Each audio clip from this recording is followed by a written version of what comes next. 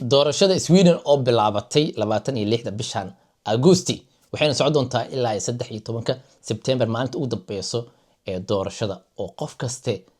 in uu codeeyo ay tahay maalintaas laakiinse hadda ayuu bilaabi karaa asagoo stress gelin sidoo kale saf dheer aadin maalinta ugu dambayso qof kasta wuxuu ka codeey doonaa meeshu address ku yahay meel u dhow xaafadiisa ka codeey doonaa laakiin hadda meel kasto aad tagtid ID card kaliya u baahan tahay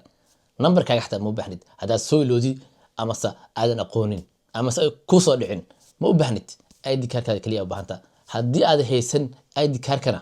qof ku damaano qaada oo kula socda oo asagana codeynaya sidoo kale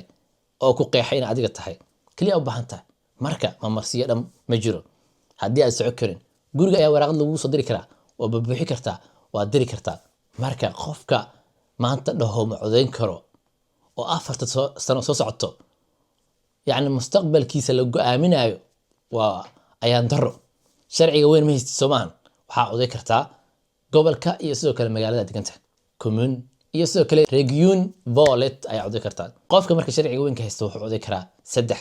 مقالة كومونكا ريجيونكا يسو كلا ريكستو سدح لاس عو ذكرا سدح وراغو سوق عدنا سدح لاس أيو كو عدينا حسبي قربو قفكو قربو ماركا أدقو انتاس اوك هذا كسي حد كور سفر عتها مقالة كلا جوكتا ميل كستوى كعدي كرتا حتى صومالي مقدشو ايا كعدي كرتا مقدشو سفارة دي كليهين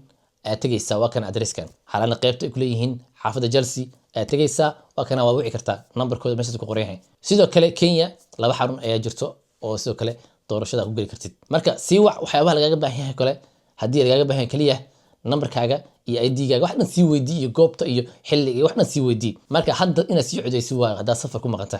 qofka marka hadda joogo oo aan rabin buuq inuu galo 13 September oo saf dheer inuu galo oo rabin hadda ay codey kara meel kasta ka codey karta hadda moolalka meelaha yani dadku iskugu imaadaan meel kasta hadda xarumo ay ku yaal waaweyn adoo iska maraysid waa dhiibanaysaa ID-gaada waa codeynaysaa marka qof kaste muhiim waa inuu codeeyo sidoo kalena